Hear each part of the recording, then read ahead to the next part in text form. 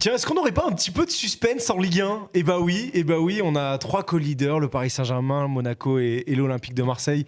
C'est de l'OM dont on va parler aujourd'hui. Bienvenue dans cette nouvelle vidéo du Club des 5. Je suis très heureux, je suis très content d'être avec vous. On va parler de l'Olympique de Marseille, du projet global de l'OM pour cette saison 2024-2025 et on va se poser la question de savoir jusqu'où peut aller cet OM en France, parce qu'il n'y a que ça comme compétition pour l'OM cette année, savoir si ça peut aller titiller peut-être le Paris Saint-Germain pour un titre de champion. Mes deux acolytes pour parler de l'Olympique de Marseille. Mohamed Bezouri, bonjour. Bonjour les gars, ça va Elton, Romain? Ça va bien? Ça va, tout le monde heureux? Ça va, très heureux après le match d'hier. Lendemain d'Olympico. Exactement, on n'en a pas toujours, mais quand ça sourit comme ça fait du bien. Et puis en plus dans un scénario qui était quand même plutôt pas mal, plutôt bien. Elton Mogolo, bonjour. Salut Romain, salut Mohamed et salut à toutes les personnes qui vont regarder cette vidéo. Ça va? Écoute, ça va très bien, très bon début de semaine. T'es content de ta Ligue 1?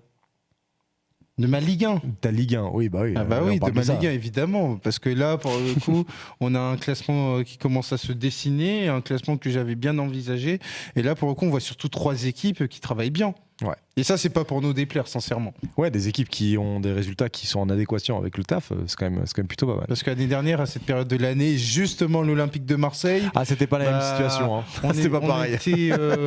On cherchait un nouvel entraîneur après Marcelino. Ouais, ça, il était déjà plus là. Effectivement. Les socios, bonjour. On est très heureux d'être avec vous. N'hésitez pas à nous mettre des petits pouces bleus. Ceux qui sont sur YouTube avec nous.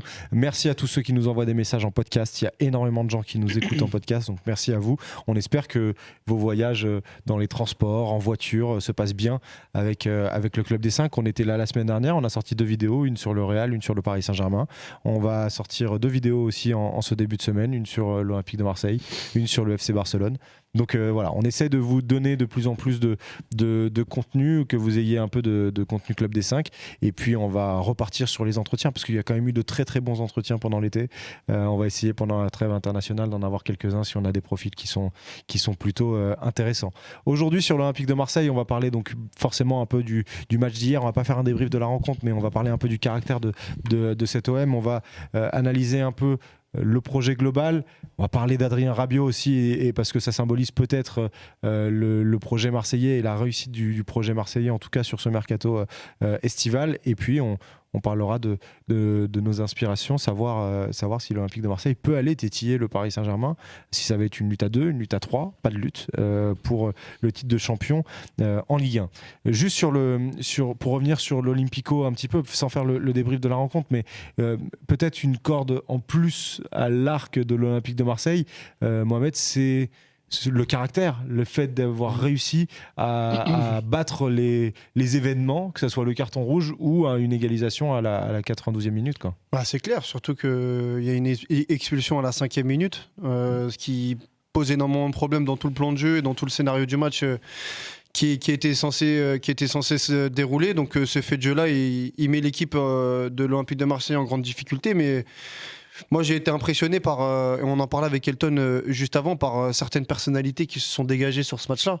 Quand tu prends Hochberg, quand tu prends Kondogbia, qui ne devait pas être gardé à la base et qui sort un match incroyable hier, qui a été énorme. Rulli, qui a été aussi hors norme et qui est hors norme déjà depuis le début de la saison. Tu as quand même quelque chose qui se dégage de cette équipe-là.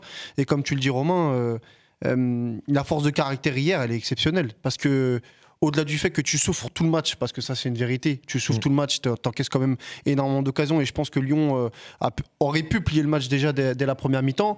T'as quand même des mecs qui ont rien lâché, et t'as aussi un état d'esprit incroyable, parce que les entrées de chaque remplaçant a été vraiment bénéfique pour cette équipe-là. Et ça a été vraiment un gros point positif. Qui est dingue, c'est que les 3 buteurs sont 3 remplaçants. Exactement. Et t'as des mecs qui sont... T'as même plus de nouvelles depuis je ne sais combien de temps. Tu prends Lirola. Le mec, il vient, il fait ce que Lacazette n'a pas fait depuis le début du match. Il te met un but magnifique avec un petit piqué face à Perry. T'as Luis Garcia, t'as Jonathan Rowe qui sort un but, un numéro exceptionnel. Donc, non, c'est de bonne augure pour la suite. Et je pense sincèrement que par rapport à l'année dernière, ça fait du bien. Parce que l'année dernière, on voyait une équipe à l'agonie, sans vraiment d'âme, sans vraiment d'état d'esprit, sans vraiment de leader, de patron. Et là, on arrive, je pense que c'est un peu à l'image aussi de Roberto De Zerbi aussi, avec sa personnalité, c'est que là on arrive déjà au mois d'octobre et que tu vois quand même un état d'esprit, une manière de jouer et une mentalité qui est quand même différente. Et Elton aussi, Mohamed en parlait, mais donc un groupe complètement concerné, puisque Lirola était dans le loft sûr, je crois qu'Ulysse Garcia aussi y était. C'est ça, les deux. Mais donc les deux étaient dans le loft et les deux vont te sauver sur un match hyper important, peut-être le deuxième match le plus important derrière le Classico face au PSG, l'Olympico face à Lyon, c'est ces joueurs-là qui vont te chercher la victoire, quoi. Oui, ils sont très importants, ils sont surtout décisifs dans un virage qui est très important pour l'Olympique de Marseille, parce que là, à la lumière du résultat que tu as effectué hier, être deuxième du championnat à égalité avec le PSG, forcément, c'est un boost d'énergie pour l'Olympique de Marseille. Et ça devine quoi ? Ça devine justement l'idée que l'Olympique de Marseille concerne tous ses joueurs. Parce que moi, ce qui me plaît du côté de l'Olympique de Marseille, c'est qu'on est engagé dans une saison rédemption. Par rapport à la saison dernière où j'écoutais Benassia du côté de Beansport, on n'avait pas aimé ce qui s'était passé aussi bien en Ligue 1, mais aussi en Ligue Europa. Ça peut paraître paradoxal parce que tu as fait demi-finale en Europa League, mais clairement, la demi-finale retour n'est pas passée auprès des décideurs marseillais. Benassia a insisté là-dessus en disant que ce n'était pas normal en demi-finale retour de ne pas faire une seule faute. Manière de dire qu'il avait manqué d'engagement.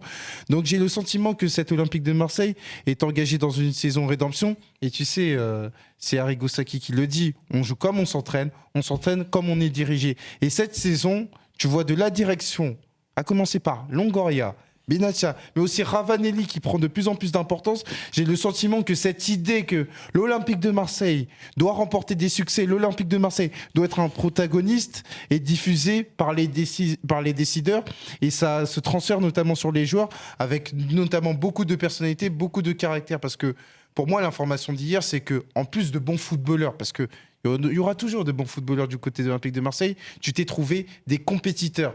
Et ça, c'est un élément qui est très important et qui est en rupture par rapport à la saison dernière.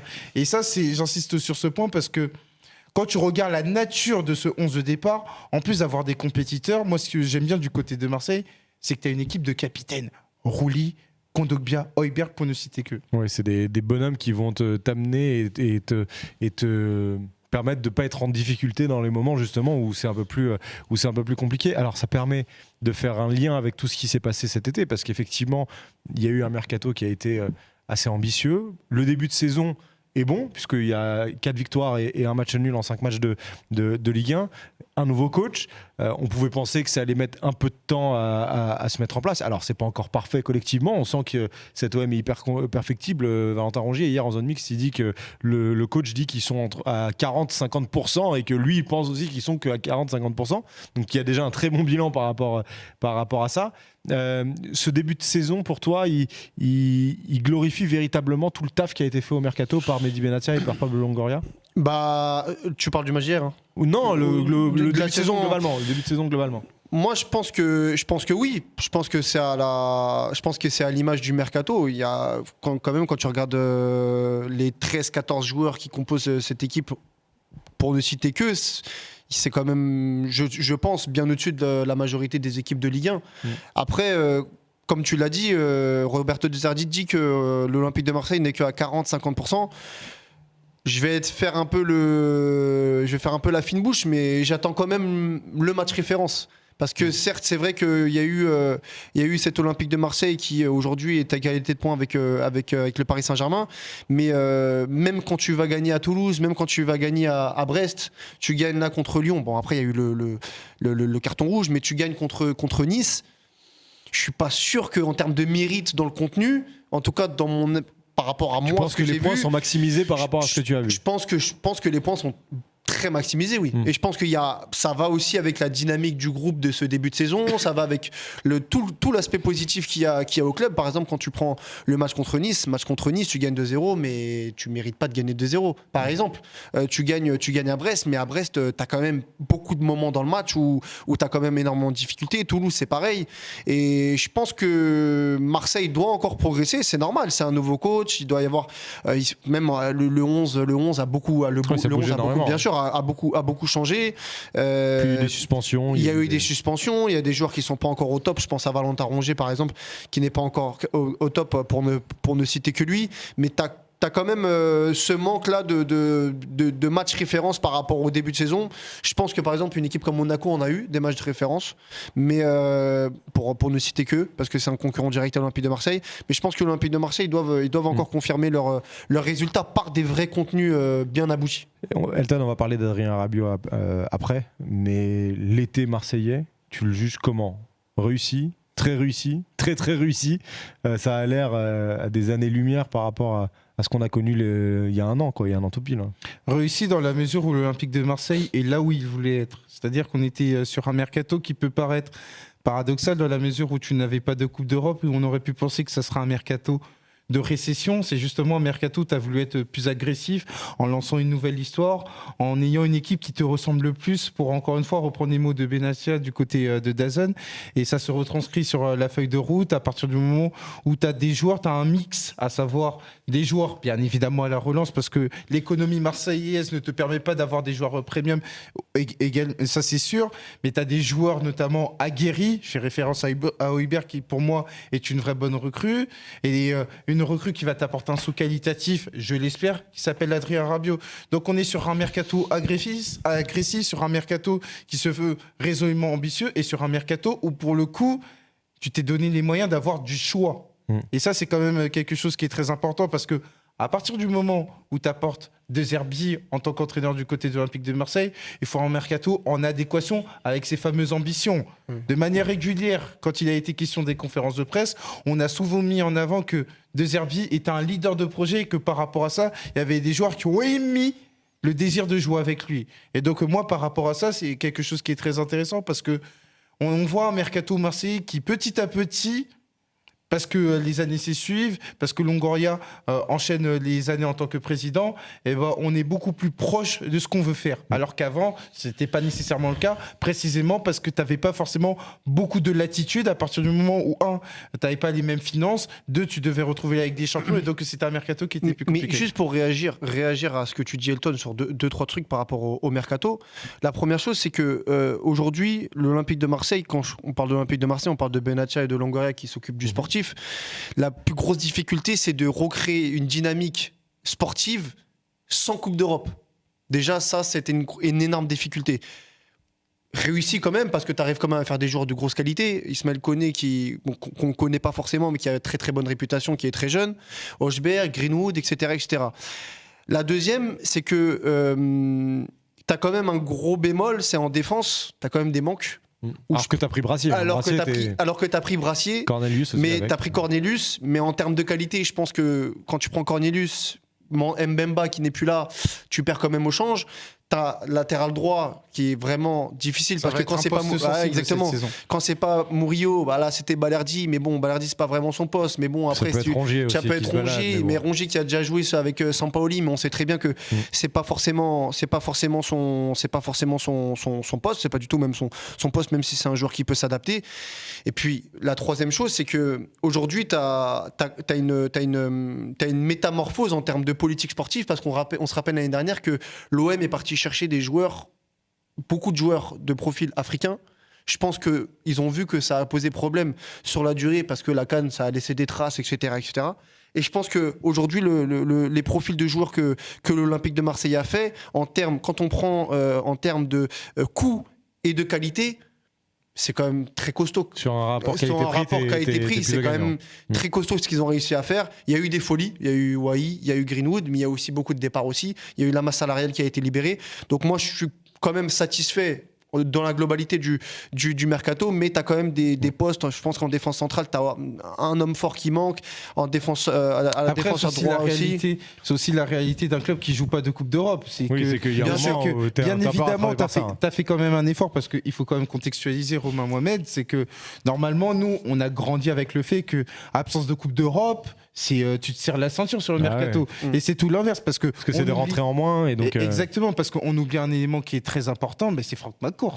C'est-à-dire qu'on doit mettre en avant justement le propriétaire qui a été en capacité justement de desserrer les cordons de la bourse pour permettre d'avoir un mercato qui est agressif dans un contexte où la Ligue 1 manque d'économie, parce qu'il faut quand même évoquer le contexte global, où justement, à cause du manque des droits télé, il y a des clubs qui ont davantage serré la ceinture, parce que je pourrais te parler d'un concurrent comme Lille, qui, en étant en Ligue des Champions, a fait un mercato relativement discret. Mais ils ont quand même réussi à garder leurs meilleurs éléments. Ça c'est vrai, tandis que du côté de l'Olympique de Marseille... Ils ont perdu Euro pour 70 millions, mais... Oui. Mais tu gardes Jonathan David, tu gardes... Tout à fait, tandis que du côté de l'Olympique de Marseille, avec des considérations différentes, parce qu'à différence de Lille, tu es dans une saison rachat, tu as été beaucoup plus agressif, tu as été beaucoup plus entreprenant. Donc il faut mettre ça en perspective. Mais moi je disais ça plus dans le sens où, tu vois, c'est vrai qu'il y a les finances qui est une réalité, il y a le contexte économique aujourd'hui du football, surtout en France, qui est en grande difficulté, mais tu as quand même fait des folies. Sur Greenwood qui pour moi est vraiment au-dessus, ça y a pas à redire. Le contexte bien sûr, je parle vraiment du côté sportif. Oui, non, mais ça explique aussi et on reviendra sur les bons coups qui ont été faits, mais ça a coûté quand même 25 millions. C'est quand même un petit billet quand même. Et t'as Eli Wahi qui t'a coûté aussi 25 millions, plus les bonus, je sais pas jusqu'à combien ça peut aller jusqu'à 30. Je ne l'enterre pas. Moi, alors à Montpellier, dur de ne pas dire que ça a été très fort, mais sur son année à Lens, Lens qui a été en Ligue des Champions, qui a enchaîné les matchs, qui est quand même un cap très au-dessus de Montpellier. Aujourd'hui, Marseille, ses débuts, c'est très compliqué. Moi, j'ai des doutes concernant ce profil-là. On va voir si ça se confirme, mais tu vois, tu fais pas de latéral droit, tu mets 25 millions sur Wahi, 25 millions sur Greenwood. Je pense que tu aurais pu chercher un latéral. Bon, alors après, il y a eu Youssef Astal qui ne s'est pas fait pour des raisons extra-sportives, mais tu aurais pu aller chercher d'autres profils, pas forcément des top profils. C'est ça, c'est pas mais ça juste que je suis en train de dire. Quelqu'un qui peut combler le poste quand tu as perdu. Murillo, à la base, c'est pas un latéral droit. On le met latéral droit alors que c'est un latéral, c'est un défenseur central. Je pense qu'en termes de profil, il aurait pu avoir un remplaçant. Voilà, plus expérimenté qu'il y avait déjà à ce poste-là. Alors, le point d'orgue de ce mercato, et celui qui, vous allez me dire si ça a été votre cas, mais change complètement la face du mercato marseillais, c'est l'arrivée quand même du 14 septembre, je crois. Voilà. Du Duc. Non, moi je ne prononce pas son nom. Non, celui qui est arrivé le 14 septembre. Voilà. Ah non, mais non. Adrien Rabiot est donc arrivé à l'Olympique de Marseille. Alors, il y a eu énormément de débats et de prises de parole sur l'arrivée d'Adrien Rabiot à l'OM. On va pas forcément faire l'analyse de la version Rabiot qui, je pense, moi c'est mon avis, c'est un recul dans sa carrière de venir à Marseille par rapport à ce qu'il a connu à la Juve ou au Paris Saint-Germain avant, en plus d'être un recul moral, mais bon, ça c'est encore autre chose. Surtout moral avant sportif. Ouais, ça, si on veut parler éthique, ne me lance pas là-dessus. Si on veut parler éthique, on va rester sur le sportif. On va rester sur le sportif parce que Adrien Rabiot, même s'il n'avait pas de proposition au 14 septembre, il a quand même été convaincu. Et tu parlais de l'argument de Zerbi tout à l'heure, ça a été un des arguments amenés par Mehdi Benatia, qui a attendu le bon moment pour appeler Adrien Rabiot, ni trop tôt ni trop tard, qui a su vendre ce qu'il y avait à vendre, qui a su convaincre sa direction de faire les investissements en termes de salaire, même si Adrien Rabiot va gagner beaucoup moins qu'avant. Il y a des primes, mais c'est quand même un salaire conséquent pour l'Olympique de Marseille. C'est bien déguisé, et il va bien gagner sa vie à Marseille. Sur la deuxième année, je peux dire que ça va booster, va booster. Mais donc on est sur véritablement une vraie belle prise sportive pour l'OM d'aller chercher un titulaire en équipe de France il y a encore 2 mois à l'Euro, et c'est le symbole peut-être aussi de la réussite, de la conviction des dirigeants marseillais. Ah oui, parce que quand Adrien Rabiot arrive à l'Olympique de Marseille, alors lui, bien évidemment, il l'a consenti à son arrivée à l'aéroport à Marignane en disant que oui, c'était pas ce qu'il avait prévu au départ, mais par la force des choses, il est bien présent du côté de l'Olympique de Marseille. Mais pour resituer le transfert, évidemment que c'est un saut qualitatif. C'est un saut qualitatif qui valide le projet olympien dans la mesure où on est capable d'attirer un international français dans la force de l'âge. Parce que moi, je l'avais déjà dit, 29 ans, hein. Je n'ai pas le souvenir d'avoir l'Olympique de Marseille qui recrute un international français titulaire depuis Fabien Barthez en 2004. Et Fabien Barthez, à l'époque, il était remplaçant à Manchester United. Quand on va nous dire les Ribéry, etc., quand Ribéry vient à Marseille, quand il arrive à Marseille, il n'est pas encore titulaire en équipe de France. Il le deviendra par la suite. Il y a d'autres Marseillais qui sont devenus titulaires. Ils ne sont pas encore internationaux. Donc tout ça pour expliquer que ce n'est pas anodin. Il y a un petit Jonathan Klaus qui avait déjà vu un peu l'équipe de France. Et Jonathan Klaus qui n'avait pas le titulaire. D'ailleurs, il n'a pas fait la Coupe du Monde en arrivant à l'Olympique de Marseille. Donc tout ça pour expliquer qu'avoir un international français titulaire à l'Olympique de Marseille, ça n'arrive pas tous les jours et ça valide l'idée que là, par rapport à tout ce que tu avais fait du côté du mercato olympien, et bien là, tu élèves ton mercato à partir du moment où Adrien Rabiot, ce n'est pas un joueur qui arrive en échec. Et ça, j'insiste là-dessus, c'est un joueur qui était vice-capitaine du côté de la Juve, qui s'était qualifié avec la Juve, qui a remporté une Coupe d'Italie avec la Juve, qui a fait demi-finale d'Euro avec l'équipe de France. Autant de points positifs au terme d'une saison 2023-2024 qui te font dire que pour la saison 2024-2025, tu as besoin d'une marge de progression au milieu de terrain, d'avoir un joueur box-to-box qui est capable d'apporter dans les derniers mètres, précisément le profil d'Adrien Rabiot. Bon, il n'est pas en échec sportif, tu as raison. Bon, l'échec de négociation pendant son été, on pourrait revenir sur l'été d'Adrien Rabiot, ça pourrait être assez marrant.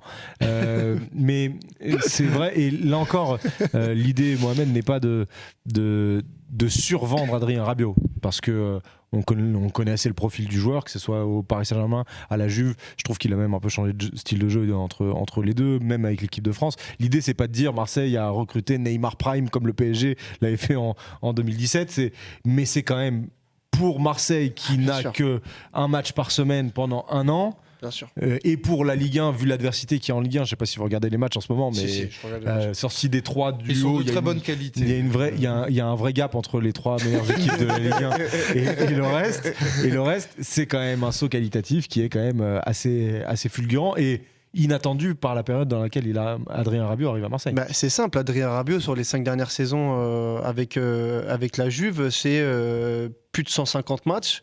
C'est des saisons pleines à 30 matchs. C'est une Coupe du Monde 2022 plus que réussie avec l'équipe de France, parce qu'on se rappelle qu'avant l'équipe de France, et moi le premier, Adrien Rabiot, c'est un joueur que je critiquais beaucoup en équipe de France parce qu'on connaît un peu ses attitudes, un peu déconnectées. Enfin, en tout cas qu'il avait un peu déconnecté, un peu mollasson, un manque de changement de rythme.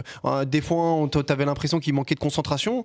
Le mec qui sort d'une Coupe du Monde 2022, où pour moi, il a été très très bon. À l'Euro, un peu en dents de scie. Quand tu vois que l'Olympique de Marseille arrive à le faire libre, un joueur de ce standing-là. Alors forcément, Romain, toi tu dis que c'est pas Neymar quand il arrive au FC Barcelone. Non mais t'as raison. C'est pour dire que c'est pas pour essayer de survendre l'impact que Rabiot peut avoir. Moi je vais te dire mon avis par rapport à Adrien Rabiot. Moi, Adrien Rabiot, ça a jamais été un joueur qui m'a fait sauter au plafond. Sincèrement, en termes de... C'est un genre de complément dans une très bonne équipe. Exactement. En termes de qualité, aujourd'hui, pourquoi aussi il s'est installé dans un club, dans une équipe aussi... comme la Juventus Turin, et que ça a été l'un des patrons au milieu de terrain, c'est parce que la Juventus Turin, aujourd'hui, en termes de qualité, c'est peut-être la plus mauvaise depuis des années. Je ne sais même pas depuis combien de temps, mais quand je me rappelle quand il y avait Khedira, Vidal et Pogba et Marquisio et Pirlo, tu vois que, bien sûr, c'est plus du tout le même niveau de la Juventus Turin. Mais aujourd'hui, quand tu prends l'Olympique de Marseille, qui vient de finir 8e du championnat la saison précédente, qui, au niveau finance, est quand même très limité pour un club qui veut accueillir un joueur de ce standing-là. Et en compétitivité, puisque tu n'as pas de Coupe d'Europe. Et en compétitivité surtout, parce que tu n'as pas de Coupe d'Europe. Tu te dis, mais comment ils ont fait pour récupérer Adrien Rabiot libre ? Parce qu'il faut bien le préciser qu'il est libre. Donc ça veut dire que même si un club de grosse envergure financière, économique, on peut parler de Manchester United, même s'ils ont des difficultés, qui cherchent un milieu de terrain, qui ne l'a pas fait. Si, ils ont fait Ugarte. Oui, ils ont fait Ugarte, mais qui n'a pas fait Adrien Rabiot, alors qu'on sait qu'il y a eu des contacts, etc. Alors, on ne sait pas si c'est Adrien Rabiot qui a refusé. Enfin, on s'en fout, à vrai dire. Le fait est qu'aujourd'hui, l'Olympique de Marseille a réussi à faire un international français, titulaire à la Juventus Turin depuis 5 saisons, qui remplit des saisons à plus de 30 matchs, libres. Voilà. Après, il y a les histoires de bonus, bien évidemment. Un joueur comme ça, il va pas arriver gratuitement.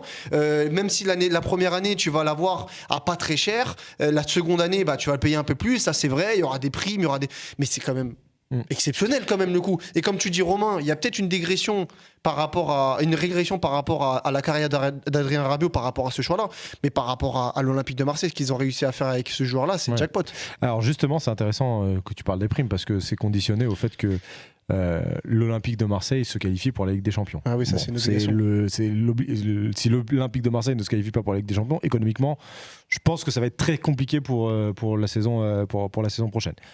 L'avantage, comme c'est Verretou cette année, exactement. Un degré moindre. L'avantage, c'est que l'Olympique de Marseille fait partie des top 3 effectifs de la Ligue 1 et qu'ils ont un bon coach, et que normalement la qualification en Ligue des Champions, Ça ne devrait pas trop poser de problème.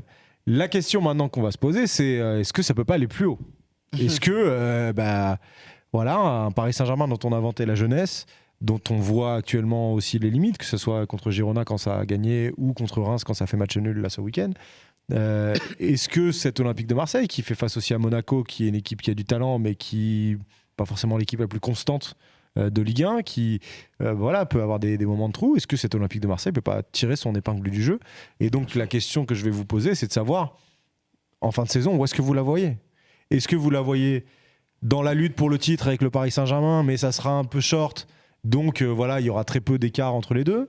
Est-ce que vous la voyez devant le Paris Saint-Germain, ou est-ce que vous la voyez encore un peu en retrait, qu'il n'y aura peut-être pas match, il y aura match avec Monaco, il n'y aura peut-être pas match avec le PSG, il y aura un petit écart, et puis voilà, on reviendra les années prochaines pour essayer de faire encore mieux. Moi, je pars du principe qu'il faut apprendre à marcher avant de courir. Et donc, par rapport à ça, pour l'Olympique de Marseille, il faut retrouver de la compétitivité, parce que je n'oublie pas que l'année dernière, tu as terminé 8e. Tu peux me parler de saison d'accident, il n'y a pas de souci, mais toujours est-il que tu as terminé 8e. Et donc, par rapport à ça, pour moi, la priorité du côté de l'Olympique de Marseille, ça va être cette idée de retrouver de la compétitivité, être en capacité d'enchaîner des victoires à domicile comme à l'extérieur, et surtout, bien réagir après des mauvais coups, après des périodes qui vont être moins bien, parce que, je ne vais pas vous spoiler, mais il va arriver des périodes de moins bien du côté Marseille de va perdre de des Marseille. matchs pendant la saison. Bah oui.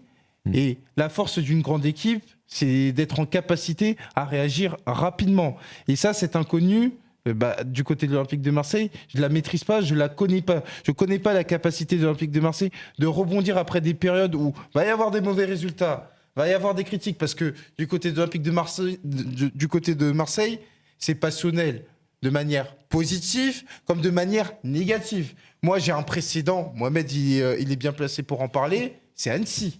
C'est-à-dire qu'une défaite en quart de finale de Coupe de France a eu un impact sur ta fin de saison en Ligue 1. Je répète, une défaite en Coupe de France a eu un impact sur ta fin de saison en Ligue 1. Donc tout ça pour expliquer qu'à partir du moment où De Zerbi va y avoir les premières critiques, à partir du moment où certains joueurs vont être pointés du doigt, comment tu vas réagir? Et ça m'intéresse, parce que à la différence de l'Olympique de l'AS Monaco et du PSG, Marseille n'a pas ce fameux vécu commun qui te permet de te protéger dans ces moments où ça va être compliqué. Donc pour moi aujourd'hui, la priorité c'est avec des champions. Il se trouve que là tu as 4 points d'avance par rapport au RC Lens. C'est déjà bien mi-septembre, il faut continuer là-dessus, mais pour moi le seul objectif à l'instant T, c'est la Ligue des Champions. Donc pour moi, mes 3 scénarios, là, ce serait plus le 3e, où le PSG est un peu devant, Monaco peut-être avec dans le même wagon que Marseille, et puis c'est déjà très bien d'être qualifié et de retrouver la Ligue des Champions.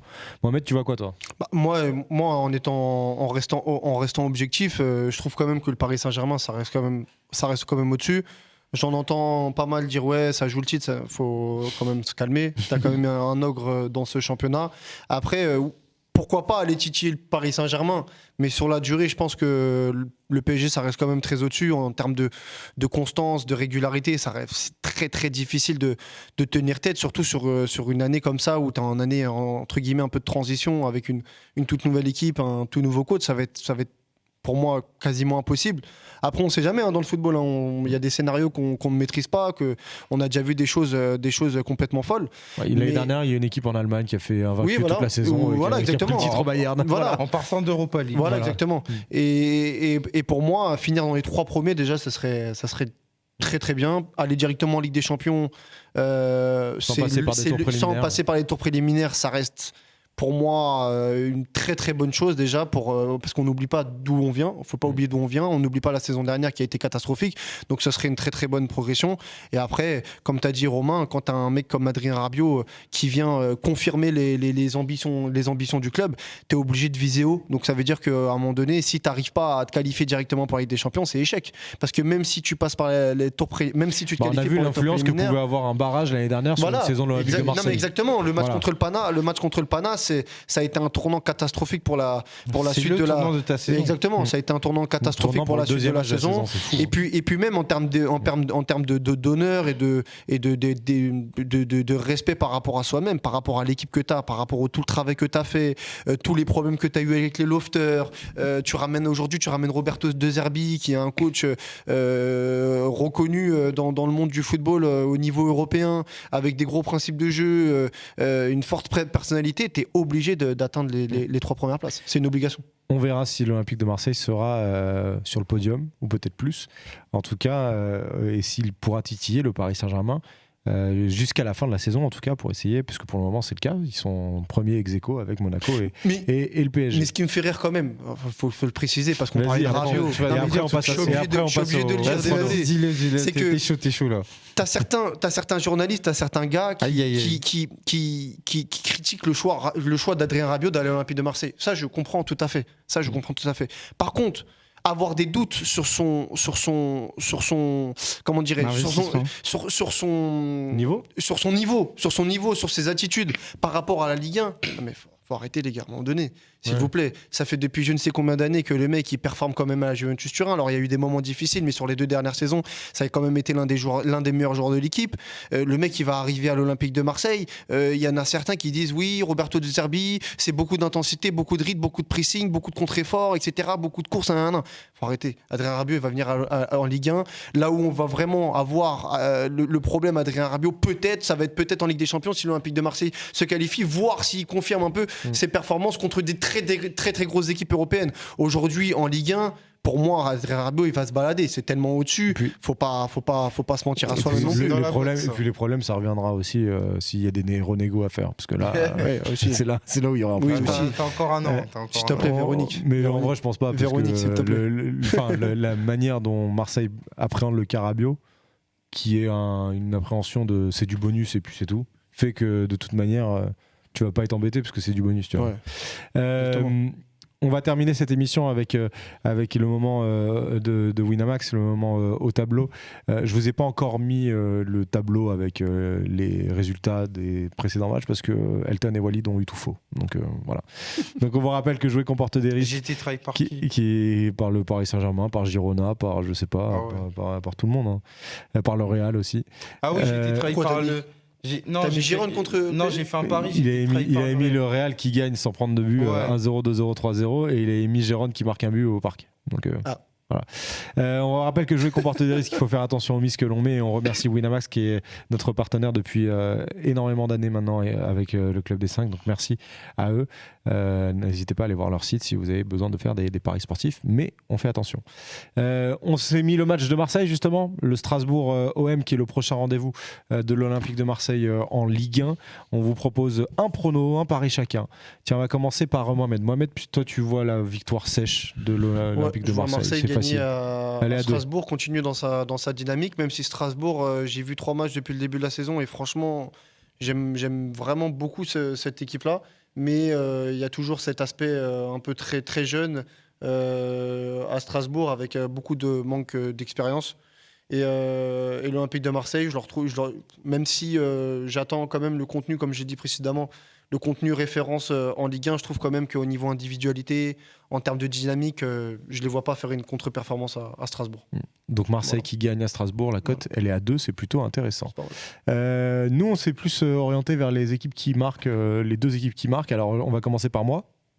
Moi, j'ai mis un combiné, donc c'est via MyMatch qu'on peut faire ça, un combiné avec non seulement Marseille qui ne perd pas, donc Marseille au nul, et en plus BTTS, c'est les initiales de Both Team to Score, donc les 2 équipes marquent. Donc OM ou nul et les 2 équipes marquent, la cote elle est à 1,92. Je trouve ça plutôt intéressant, ça permet de se prémunir s'il y a Marseille qui marque un but, si Strasbourg avec sa fougue, avec la méno arrive à renverser la situation, et puis voilà, et après dès qu'il y a un partout, tout peut se passer, Marseille peut remarquer, il ne peut pas y avoir de but, voilà, ça ira pour moi. Marseille ou nul et les 2 équipes marquent, c'est 1,92. Et Elton, toi, tu es parti sur les 2 équipes marques, mais en première période. Exactement. Seulement en première période. Oui. Donc ton pari, c'est en 45 minutes que ça se joue. Oui, parce que pour moi, on est face à 2 équipes qui sont prolifiques et des équipes qui ont la particularité de marquer rapidement. Parce que l'Olympique de Marseille, avant cette rencontre face à l'Olympique Lyonnais, dans des circonstances quand même particulières, à partir du moment où tu as été réduit à 10 dès la 5e minute, tu marques rapidement. Donc moi, par rapport à ça, couplé au fait que Strasbourg marque également fréquemment en première période. Encore samedi face à Lille, ils ont quand même remonté un 2-0 dès la première mi-temps. Et ben moi, je me dis qu'à la Méno, sur un match où on est face à deux équipes prolifiques, les deux équipes peuvent marquer dès la première période. Et c'est une cote qui est très intéressante à 3,50. C'est pour ça, allez-y. 3,50 pour le donc 1 partout, 2 partout ou 2-1 OM, 2-1 Strasbourg. Ça peut être des trucs qui peuvent se passer. En mettant en avant, encore une fois, les fragilités, notamment des deux équipes, notamment Strasbourg de par sa jeunesse et l'Olympique de Marseille de par sa défense qui reste expérimentale. Le gardien de Strasbourg, il aime bien prendre parce que Petrovic, je suis pas sûr qu'on ait fait le bon move. Y a pas que des bons moves, qu'on ait fait le bon move, on va lui laisser du temps, mais le gars qui vient de Chelsea, qui devait donner la leçon à tout le monde parce qu'il a joué 23 matchs de PL, j'attends encore un peu. On attend encore un petit peu. Merci Elton, merci Moura, merci à Maury Cotin qui a réalisé et préparé cette émission. Merci à vous les socios qui ont été avec nous. N'hésitez pas à nous mettre des petits pouces bleus, ceux qui ne l'ont pas encore fait. Merci à tous ceux qui nous écoutent en podcast. On va revenir dans les prochains jours, je pense demain, pour parler du FC Barcelone, qui est une autre équipe en forme, plutôt en forme. Tu seras là, Elton, je pense. Je serai présent. Ouais, ça va Comment bien. On parle de FC Barcelone, mais il n'y a pas Elton. Il n'y a pas que moi qui peux parler du Barça. Il y a d'autres personnes bien plus informées. Allez, à très vite sur la chaîne du Club des 5. Ciao.